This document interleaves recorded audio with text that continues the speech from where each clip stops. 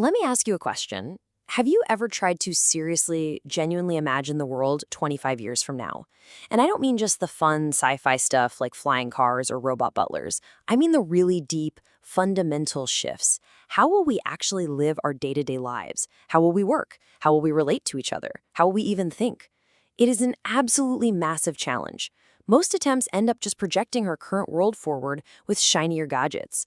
But as the futurist Kevin Kelly argues, taking on this challenge isn't just a fun thought experiment, it's a profound necessity. We can't just let the future happen to us. We can't just stumble blindly into whatever comes next. We have to consciously, deliberately, and imaginatively build the one we actually want to live in. So today, that's exactly what we're going to do. We are going to explore a detailed blueprint for what that world might look like. And this quote right here, this is the very heart of our entire explainer. It's the core principle. To make something real, you first have to be able to picture it. You have to build it in your mind before you can build it in the world. So we're going on an incredibly deep dive into the work of Kevin Kelly and his collaborator Wu Chen. Together, they've crafted this stunningly detailed, provocative, and I think ultimately optimistic vision for the year 2049. Now let's be crystal clear about something. This is not about prediction. Nobody has a crystal ball. This isn't about saying what will happen with 100% certainty. Instead, what they've done is build a plausible, coherent, and compelling scenario. It's a kind of rehearsal for the future, a tool that can help us guide our thinking and, more importantly, our efforts today. All right, so here is the journey we're about to take together, the roadmap for this exploration of 2049. We're going to start with the foundational philosophy. Before you can build, you need a mindset. We'll unpack this idea of a protopian future. It's not utopia, it's something much more interesting and achievable. Then, once we have our mindset, we'll explore the foundational technology that underpins this entire vision, a concept called the Mirrorworld. This is the next generation of the internet, and it will change everything. Of course, the engine driving the Mirrorworld is AI, but we'll explore why we should think of them not as super smart servants, but as artificial aliens, a completely new kind of intelligence. From there, with these powerful tools in place, we'll see how they could completely remake our society, the rules of work, privacy, and even creativity. Then we'll zoom in on the personal, redefining the human experience itself through lifelong learning and totally customized wellness. And finally, we'll zoom all the way out to the global stage and look at how this could forge a new symbiotic relationship between the US and China, a concept they call a new chimerica. It's a big journey, so let's get started. Okay, part one. Before we can even begin to talk about smart glasses and AI doctors and all the wild tech of 2049, we have to start with the foundation. We need to understand the philosophy behind it all. It's like before an architect shows you the blueprints for a skyscraper, they first have to explain their core principles. Are they a modernist, a brutalist? Do they prioritize sustainability or aesthetics? The same is true for thinking about the future. How do you even begin to think productively and not just fantastically about what's coming next? Kelly argues that it's not about wild guesses. It's about having the right tools for thinking. This quote really gets to the heart of the first tool. We are not just wandering in the dark. We can see the shape of things to come, the general direction of the river's current, even if we can't predict every single ripple. And we do this by studying these massive, undeniable long-term trends. Think about things like increasing connectivity, ongoing urbanization, the expansion of scientific knowledge. These are forces that have been pushing in a certain direction for decades, if not centuries. That's the first tool, trend analysis. The second tool is building detailed scenarios, like the one we're exploring today. And the purpose of a scenario is not prediction, it's rehearsal. It's like a fire drill. You practice the drill not because you know for a fact your building will catch on fire next Tuesday at 2 p.m., but because by rehearsing the scenario, you make it familiar. You build muscle memory. So when a real crisis, or in this case, a real future arrives, you're not shocked. You're not paralyzed. You've already lived in it mentally, so you're better prepared to navigate it. And this leads us to maybe the single most important concept in Kelly's entire worldview, the distinction between utopia and protopia. For centuries, we've been obsessed with the idea of utopia, a perfect, static, magical world where all problems are solved forever. But Kelly argues that's a dangerous fantasy. It's a dead end, because a world with no problems is a world with no potential for growth. Instead, he asks us to aim for protopia. Protopia is not a destination, it's a process. It's a state of becoming, not a state of being. The goal of Protopia is to create a world that is just a little bit better, maybe 1% better than it was yesterday. It's about incremental, iterative progress. And this is the crucial part. The protopian mindset fully acknowledges that every new solution, every new benefit, will inevitably create brand new problems. The invention of the automobile gave us incredible freedom, but it also gave us traffic jams and pollution. The internet connected humanity, but it also brought us misinformation and cybercrime. Progress isn't clean or perfect. It's messy. It's a constant cycle of solving one problem and creating another. But, and this is the optimistic part, it is achievable. We can keep making things incrementally better, forever. Now, to really grasp the scale of change we're talking about over the next 25 years, I think it's incredibly powerful to just pause and look back at the last 25 years. I mean, really, think about it. Transport yourself back to 1999. The very idea of Baidu, Alibaba, or Tencent becoming global powerhouses was just beginning. The smartphone in your pocket didn't exist. Social media as a dominant cultural force? Nope. Streaming all the movies in the world on demand? Science fiction. And that's before we even get to the last few years. The absolute explosion of generative AI, the mainstreaming of electric vehicles, the creation of mRNA vaccines in record time. The pace of change has been absolutely breathtaking. It has fundamentally rewired our society. So the question Kelly poses is this: if that much can change in the last 25 years, why would we expect any less from the next 25? We should be prepared for a transformation that is at least as profound, if not more so. So what is the foundational layer of this new prototopian future? What's the big technological platform shift that enables everything else we're going to talk about? For the last 15 years, the answer has been the smartphone, that little black rectangle of glass in our pocket. But what comes next? According to Kelly, the answer is a concept that completely fuses our physical and digital realities into a single, seamless experience. It's time to move beyond the screen. It's time to welcome the Mirrorworld. Now, when you hear this, you might immediately think of today's virtual reality or augmented reality. But I want you to push those ideas aside. The Mirrorworld is something far more comprehensive and profound. Let's break down this definition. Persistent. It's always on. It doesn't disappear when you take off a headset. It's a parallel reality that endures. 3D digital layer overlaid on the real world. This means the internet escapes the 2D screen and is mapped directly onto physical space. Information is no longer on a web page. It's attached to the person, place, or thing it's about. And you access this not with a clunky headset or by holding up a phone, but through a pair of lightweight, everyday smart glasses. But the most important concept here is the digital twin. The Mirrorworld is a one-to-one digital copy of the physical world, updated in real time.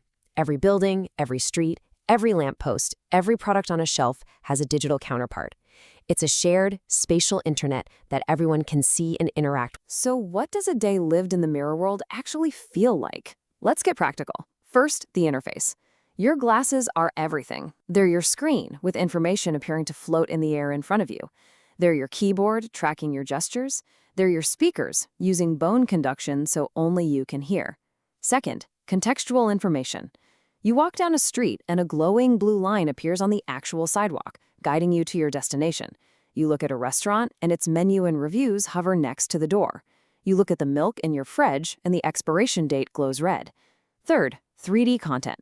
This is where it gets really wild. An architecture student can literally walk through a full-scale 3D model of their building on the actual construction site. A friend from halfway across the world can appear as a photorealistic 3D avatar sitting on your actual couch, making it feel like they're right there with you. And finally, number 4, the engine that powers all of this: seamless data capture. Your glasses are constantly scanning your environment to understand it, but they're also scanning you, tracking your gaze to see what you're interested in, monitoring your biometrics to gauge your reactions. This creates a feedback loop of immense personalization, but it also raises an enormous, critical question. In a world of total, seamless data collection, who is in control of that data, and who is watching the watchers? The engine driving this vast, data-hungry mirror world is, of course, artificial intelligence. AI is the intelligence that will make sense of all that data, that will power the digital twin, that will personalize every experience. But Kelly urges us to think about AI in a completely different and, frankly, much stranger way. He argues that our biggest mistake when we think about AI is to imagine it as a better, faster, smarter version of a human brain. He says we should be thinking of it as something far more alien. This is such a powerful and clarifying idea. Let me unpack the brilliant analogy he uses to explain it. For centuries, when humans dreamed of flying, we imagined copying birds. We drew machines with flapping wings. But that's not how we ultimately achieved flight. We invented the fixed-wing airplane, a technology with jet engines, aerodynamics, and aluminum fuselages. An airplane's way of flying is completely alien to a bird's way of flying, yet both achieve flight. Kelly argues that AI will be exactly the same. We aren't building a perfect replica of a human brain in silicon. Human intelligence is a product of millions of years of messy, wet, carbon-based evolution. It's shaped by embodiment, by emotions, by social needs. AI is something else entirely. It's designed, it's silicon-based, its thinking processes are fundamentally different. It will achieve intelligence, yes, but it will be an alien kind of intelligence.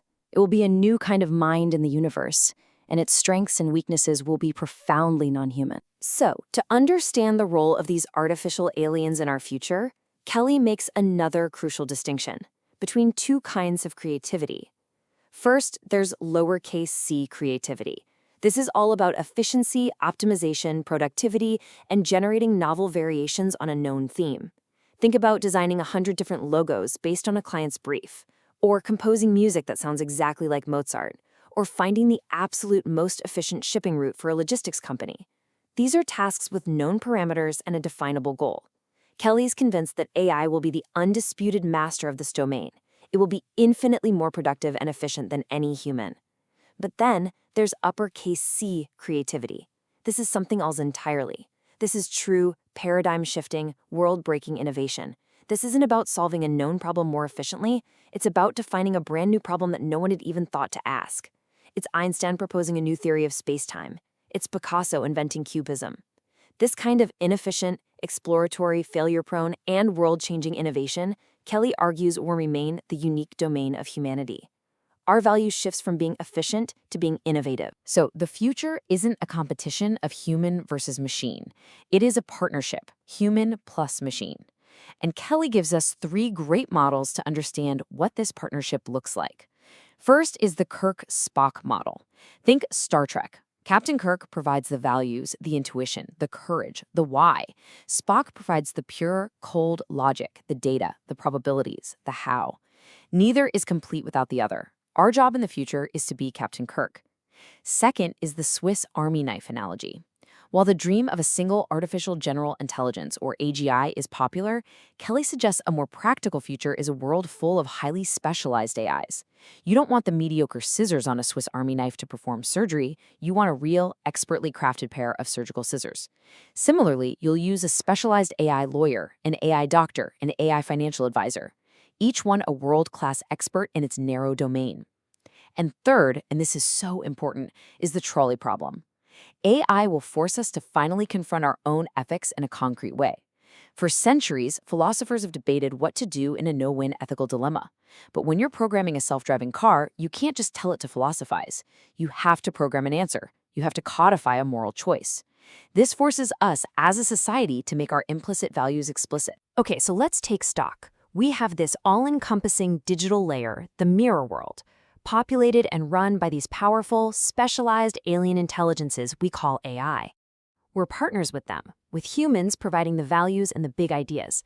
Now, what happens when we unleash these unprecedented new tools on the very structure of our society?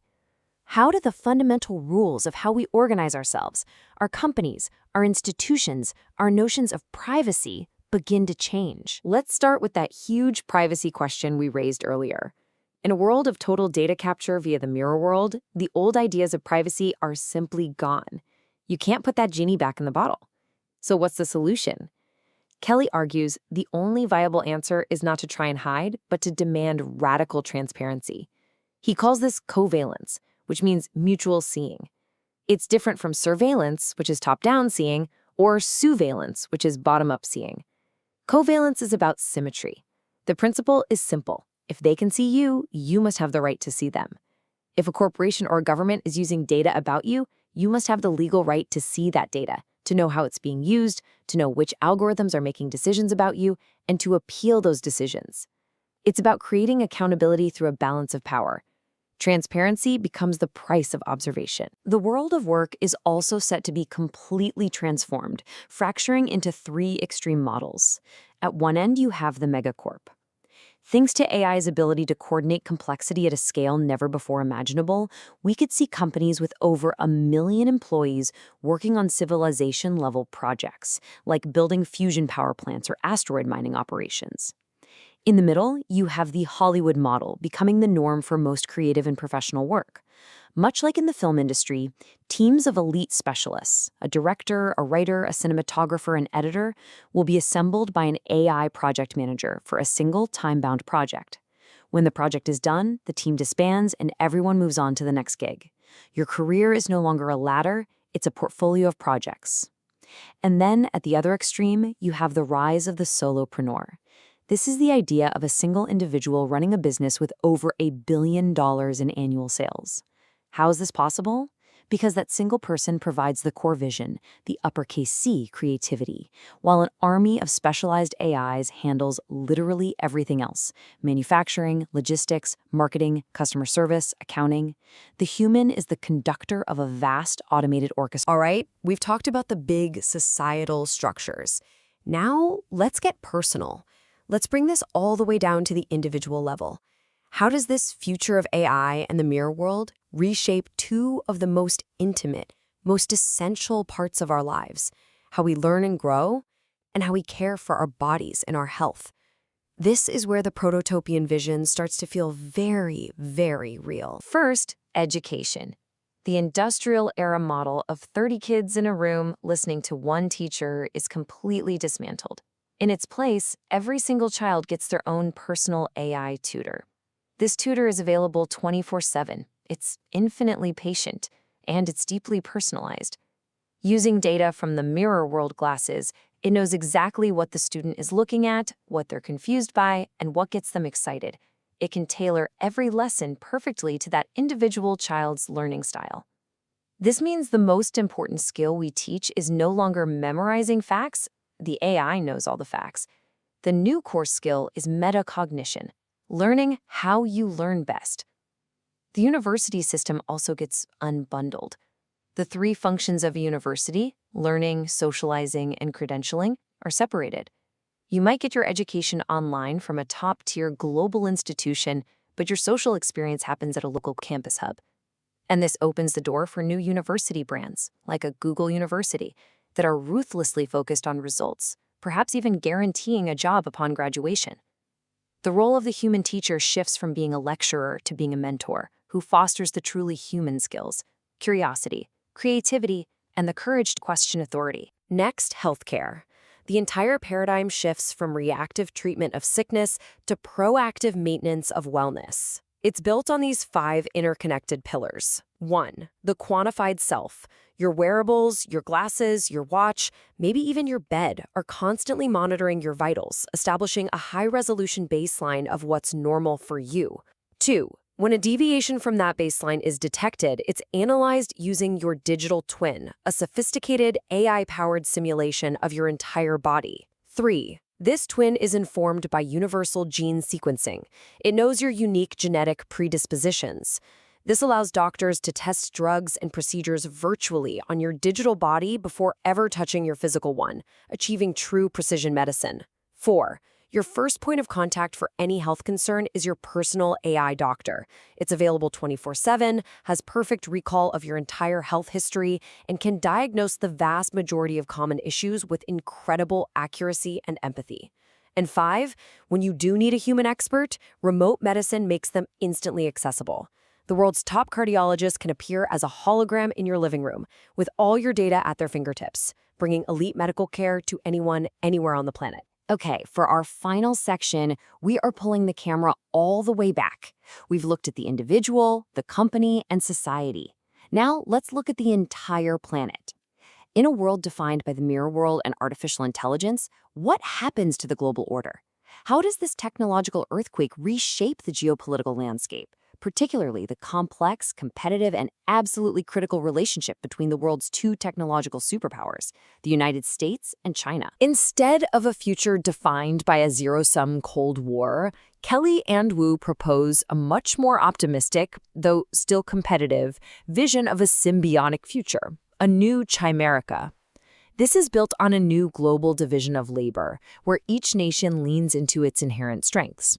The United States, with its culture of rebellious individualism, its tolerance for chaotic disruption, and its venture capital ecosystem, continues to be the primary source of the big, messy, uppercase C breakthroughs. It's the high-risk, high-reward engine of paradigm shifts, even if that comes with social costs, like inequality. China, on the other hand, with its unmatched mastery of engineering, supply chains, manufacturing at scale, and social coordination, becomes the world's expert at application and execution. It excels at taking those 0-to-1 breakthroughs from the US and turning them into practical, affordable, refined, and beautiful 1 to a billion products for the rest of the world. It's not about one side winning.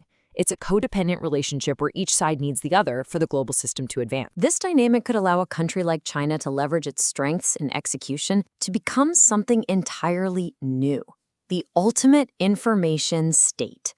Now, this is not an authoritarian surveillance state. For this vision to work, it must be built on that principle of co-veillance, of mutual, two-way transparency we talked about. But imagine a nation that runs entirely on evidence-based policy, where new social programs are A/B tested like software to see what actually works, where corruption becomes nearly impossible because an AI-monitored, covalent system makes financial flows radically transparent, where public services from healthcare to transportation are designed and optimized in real time based on data, creating a hyper-efficient and incredibly attractive environment for citizens and businesses alike. But for this symbiotic vision of chimerica to work, and for a nation to become a trusted ultimate information state, military or economic power is not enough. You have to build global trust. And Kelly argues that the key to this is soft power, or what he calls the power of cool. To have true global influence, you have to create culture, art, movies, music, video games, fashion, ideas that is so compelling, so attractive, so cool that the rest of the world voluntarily wants to participate in it and imitate it. Think of the global influence of Japanese culture through anime and Nintendo, or South Korean culture through K-pop and cinema. This cultural gravity is what builds bridges and fosters the trust necessary for the deep cooperation this future requires. It's the ultimate currency of influence. And so we come full circle, right back to where we started. This detailed, sweeping vision of 2049, from Protopia to the Mirrorworld, from artificial aliens to a new chimerica, it's not a prediction. It is a proposal. It is a detailed, optimistic, and provocative scenario that is designed to do one thing: inspire action today. Kelly's ultimate point is that if you don't like parts of this future, or even if you hate all of it, that's fine. In fact, that's great, as long as it provokes you to imagine in equal detail an even better one. The only way we can avoid stumbling into a future we don't want is to have the courage to first imagine the one we do. The future is not a place we are going to, but one we are creating. So I will leave you with the most important question of all. What future are you imagining?